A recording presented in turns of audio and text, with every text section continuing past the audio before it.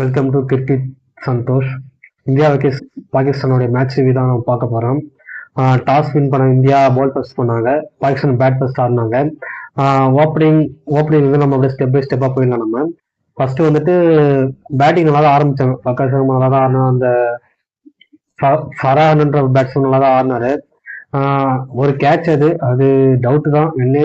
அது இந்த ஆங்கிள் இருந்து பார்க்கும்போது அவுட் மாத்துறது, இந்த அம்பையர் ஆங்கிள் இருந்து பார்க்கும்போது நாட் அவுட் மாதிரி தான் தெரிஞ்சது.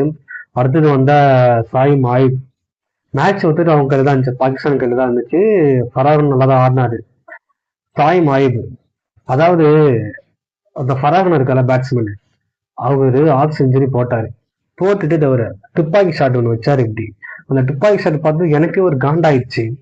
11வது ஓவர் டூபே வந்தாரு. என்ன அந்த 11வது ஓவர் நீங்க நல்லா மேட்ச் பார்த்தீங்கன்னா தெரியும்.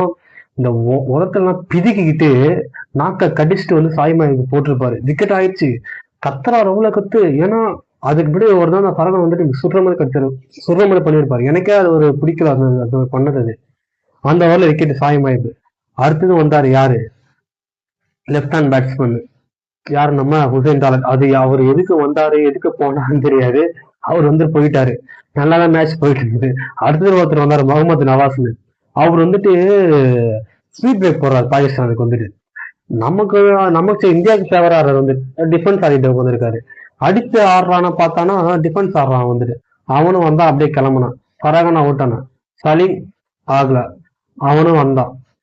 வந்துட்டு என்னதுன்னா அதுல ஒண்ணு எனக்கு புரியாத விஷயம் என்னதுன்னா, எந்த பேட்ஸ்மேனுமே அந்த ஒரு ஓப்பனிங் அந்த சாய் மாய்ப்பு அந்த பழகம் ஆனதுக்கு அப்புறம் யாருக்குமே இன்டென்ட் இல்லாத மாதிரி தெரிஞ்சது.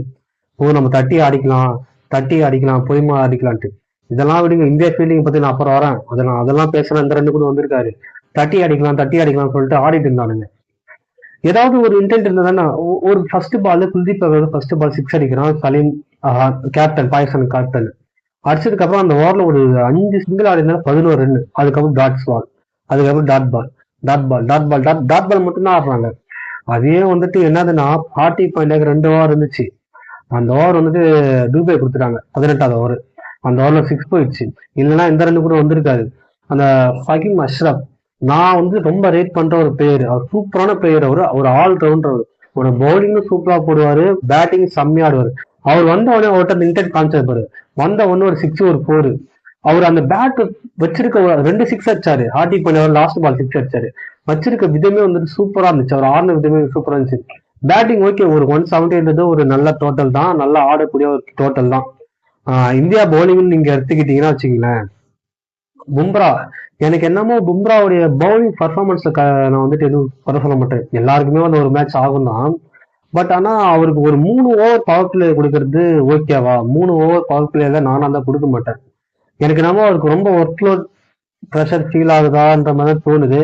ஏன்னா அவரே ரொம்ப கஷ்டப்பட்டு போற மாதிரி தான் எனக்கு இருக்குது.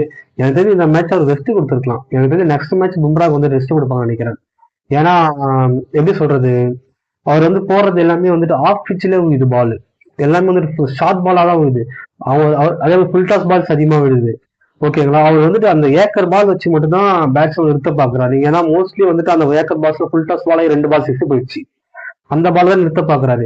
எனக்கு தெரிஞ்சு அதையும் கொஞ்சம் பும்ராவுடைய அந்த ஒரு ஒர்க் அவுட் ப்ரெஷர் அதையும் கொஞ்சம் பார்க்க வேண்டியதா இருக்கும் நான் நினைக்கிறேன் எனக்கு தெரிஞ்சு. அப்புறம் வந்துட்டு குல்தீப் யாதவ் ஆக்சுவலி கொஞ்சம் இன்னைக்கு வந்துட்டு, ஆனா பாகிஸ்தான் பேட்ஸ்மேனுக்கு கிரெடிட்ஸ் கொடுக்கணும். ஸ்பின்னர்ஸ் வந்துட்டு பார்த்து ஆடினாங்க, நல்லா தான் பார்த்து ஆடினாங்க. எனக்கு ஒரு புரியல, ஹசான் நவாஸ்னு சொல்லிட்டு ஒரு பிளேயர் இருக்காரு பாகிஸ்தான்ல. அவர் எதுக்கு ஆட வைக்கலன்னு தெரியல. அவர் சரியான ஹிட்டர். அவரு உசேன் டால்டாவான்னு தெரியல. அவன் டால்டா மாதிரி தான் வந்து ஆடினா, ஒன்னும் இல்லாம மயன்னு வந்துட்டு 10 பால் மீறிட்டு தான் போனான். அவனுக்கு பதில் நவாஸ் ஆடி இருந்தா கூட ஏதாவது 2 6 அடிச்சிருப்பான். அது மட்டும் இல்லாம வருண் சக்கரவர்த்தி, இது ஒரு ஸ்டாட்ஸ். இது 11 மேட்சுக்கு அப்புறம் விக்கெட்லெஸ்ஸா போறாரு வருண் சக்கரவர்த்தி. இந்தியாவுடைய இல்ல, வேர்ல்டு நம்பர் 1 T20 பவுலர். 11 மேட்சுக்கு அப்புறம் விக்கெட்லெஸ்ஸா போறாரு. விக்கெட்லெஸ் சொல்ல முடியாது. அப்புறம் நம்ம டூபே, ஆறுசாமி வந்துட்டு போட்ட லென்த் எல்லாம் இருக்குதுல, பயங்கரமா போட்டாரு. ஆறுசாமி ஓடி வந்தாரு பாத்தீங்களா, அதான் சொல்லலாம். அந்த உதட்டெல்லாம் பிதிக்கிட்டு நாக்க கடிச்சிட்டு ஓடி வந்து போட்டாரு. அந்த துப்பாக்கி ஷாட் காமிச்சதுக்கு அப்புறம் சரியா அது வந்து பால் எல்லா லென்த்துமே வந்துட்டு அந்த ஸ்லோ பிச் பால் வந்து பவுன்ஸ் ஆகுது. ஸ்லோ பிச் ரொம்ப அடிக்க முடியல தெரிஞ்சு. கரெக்டா அந்த ஒரு எக்ஸ்டெம்பர்ல இருந்து குத்தி உள்ள போற மாதிரி தான் பால்.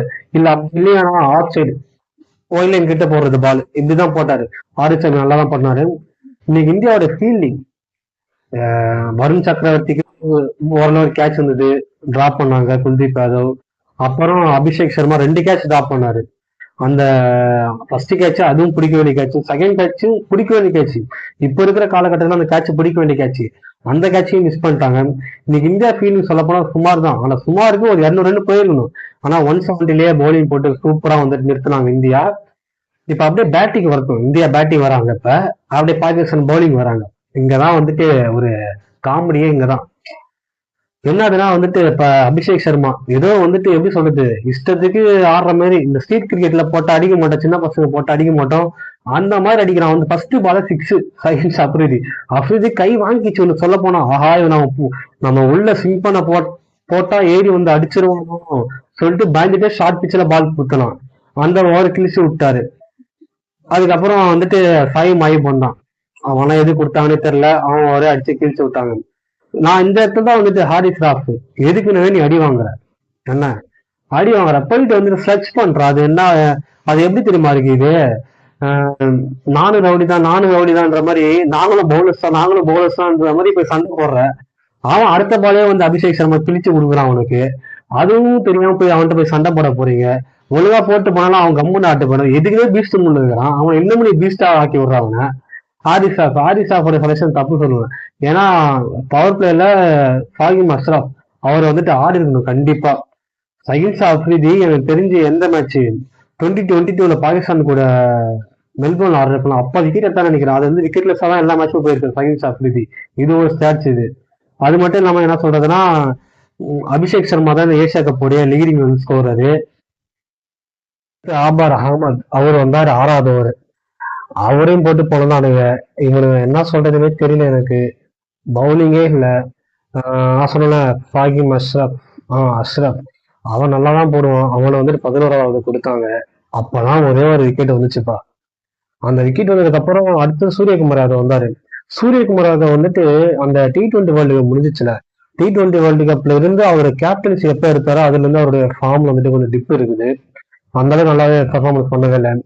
அந்த பால் வந்துட்டு அவரு தேர்ட் மேன் சைடு ஆட போயிட்டு இந்த சைட்ல போயிடுச்சு, லெக் சைடு ஆட போயிட்டு தேர்ட் மேன் சைட்ல போயிடுச்சு. அது கொஞ்சம் நிதானமா ஆடி இருக்கலாம் அது. அப்போ கொஞ்சம் மேட்ச் போயிருக்கும். அபிஷேக் சர்மா அடுத்து அவுட் ஆயிட்டு போயிட்டான். கொஞ்சம் மேட்ச் அப்படியே இங்கே ஜெயிச்சிருவானு தெரியும் எனக்கு. அப்படியே ஈட்டு பிடிச்சி இப்படி போற மாதிரி இருந்துச்சு. இதுல இன்னொன்னு ஹாரிஸ் ராஃப் ஆடியன்ஸ் எல்லாம் வந்துட்டு விராட் கோலி சேன் பண்றான், கத்துறாங்க. இவரு காவேரி பெஸ்ட் இப்படி இப்படி பண்றாப்புல. எதுக்குடா அதெல்லாம் உங்க தேவையில்லாத வேலைகளாம். அதாவது இந்தியன் ஃபேன்ஸுக்கு மேல ஒரு பரிதாபமான நிலைமை வருது. சரியா, நீங்க இந்த மாதிரி சேட்டையெல்லாம் பண்ணி இருக்கிற அந்த கொஞ்சம் நெஞ்ச எப்படி சொல்றது, அந்த ஃபேன்ஸுக்கு இருக்கிற அந்த கொஞ்சம் நெஞ்ச ஸ்போர்ட்ஸ்மேன்ஷிப் நீங்களே உடச்சு விட்டுருவீங்க போல. அந்த அளவு தானே நீங்க பண்றது எல்லாமே. ஏதோ ஒரு ஸ்போர்ட்ஸ்மேன்ஷிப்போட ஆடுவீங்க, நாங்க உங்களுக்கு சப்போர்ட் பண்ணலாம் பார்த்தா நீங்க எங்களுக்கு நீங்களா ஸ்போர்ட்ஸ்மேன்ஷிப்போட ஆடலாமாடா அப்படின்ற மாதிரி பண்றீங்களா? என்னடா பவுலிங் என்னடா வச்சிருக்கீங்க அப்படி. இதெல்லாம் வந்துட்டு ஏதோ ஓடி வந்து தகப்பன்னு ஓடி வந்து போடுறான். எனக்கு இந்த மேட்ச்ல வந்துட்டு ஒரு ஒரு அபிஷேக் சர்மா பீஸ்ட் மாதிரி ஆடணும், அடிச்சு கிழிச்சு கொடுத்தான். அவ்வளவுதான் சொல்ல முடியும் இந்த மேட்சை பொறுத்த வரைக்கும். திலக் வர்மா அவனால இந்த டார்கெட் சொல்ல முடியுமா? அழகா நின்று பொறுமையா மேட்சை முடிச்சு கொடுத்துட்டு போனான். இன்னும் சில விஷயங்கள்லாம் அவுட் சைட் த ஃபீல்ட்ல அது என்னன்னு தெரியல. Outside the field practice session அப்போ நடந்த விஷயங்கள். பிரஸ் கான்ஃபரன்ஸுக்கு பாகிஸ்தான் கேப்டன் வரல. அவங்க ப்ராக்டிஸ் செக்ஷன்ல 6-0 சொல்லிட்டு இந்த மாதிரி கலாஸ் இருந்திருக்கானுங்க. அப்புறம் வந்துட்டு ஏதோ இந்த மேட்ச் ரிவெஞ்ச் எடுக்க போதாவும், ரிவெஞ்ச் எடுத்ததுக்கு அப்புறம் பொலிட்டிக்கல் மெசேஜ் சொல்ல போறதாவும் சொல்லியிருக்கானுங்க. இது நீங்க ஜெயிக்கணுமாடா, அதுக்கு ஜெயிக்கவே விடாதீங்க. சூரியகுமார் அதை கலாச்சி விட்டாரு பொறிப்ப. ஏங்க நீங்க தாங்க இந்த மேட்ச சூரியகுமார் யாதவ் என்ன சொல்லியிருக்காருன்னா கலாச்சி விட்டாரு. நீங்க தாங்க இந்த மேட்ச் ரைவல்ரின்னு சொல்றீங்க. ரைவல்ரினா என்ன மீனிங்? ஒரு 8-7 ஒரு 10-11 அது பேர் தான் ரைவல்ரி. நீங்க வந்து 10-0 10க்கு 1 இப்ப ரைவல்ரி ஏழ்ன்ற மாதிரி இன்னும் கொஞ்சம் அப்படியே ஏற்றி விட்டுட்டாரு அந்த டீம். எனக்கு என்ன தோணுதுன்னா அடுத்தது பங்களாதேஷ் நல்லா ஆடுறதுக்கானுங்க. வேற எப்படி இதை சொல்றது, இது ஒரு டீம் மாதிரியே எனக்கு தெரியல. பாகிஸ்தான் ரொம்ப பாவமா இருக்கு எனக்கு பார்த்தாலே. அதாவது இந்தியா டீம் லிட்டரலா அந்த ஜெயில படத்துல வரும்ல, ஒரு சீன்ல வந்துட்டு அடிச்சுட்டு இங்க பேசு, இப்ப வாய் பேசு, இப்ப வாய் பேசுன்ற மாதிரி அவனை அடிச்சுட்டு பேசவே முடியல. இப்படியே தலையை துங்க போட்டே போறானுங்க அவனுங்க. என்ன பண்றதே தெரியல, எனக்கு பாவமா இருக்கு அவனை பார்த்தாலே. அவன் பண்றதெல்லாம் பார்த்தா.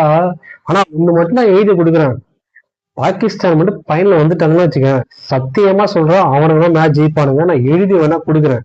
எனக்கு இன்னமும், ஏன்னா ஃபர்ஸ்ட் மேட்சோட செகண்ட் மேட்ச் நல்லா தான் ஆனானுங்க. எனக்கு இன்னமும் அவனுக்கு பாகிஸ்தான் ஃபைனல் வந்துட்டா அடிச்சு கிழிச்சு கொடுத்துருவானோ, அவனுக்கு தான் ஜெயிப்பானுன்னா எழுதி கொடுக்குறேன். இந்த போஸ்ட் திரும்ப ரீபோஸ்ட் ஒன்று நான் போடுறேன்.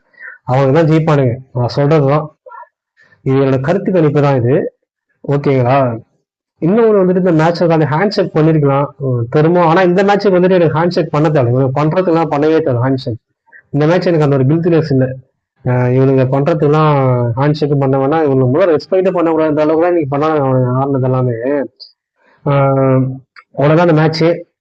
சப்ஸ்கிரைப் பண்ணுங்க, சப்போர்ட் பண்ணுங்க. உங்களோட தயவை ரொம்ப கேட்குறேன் நான்.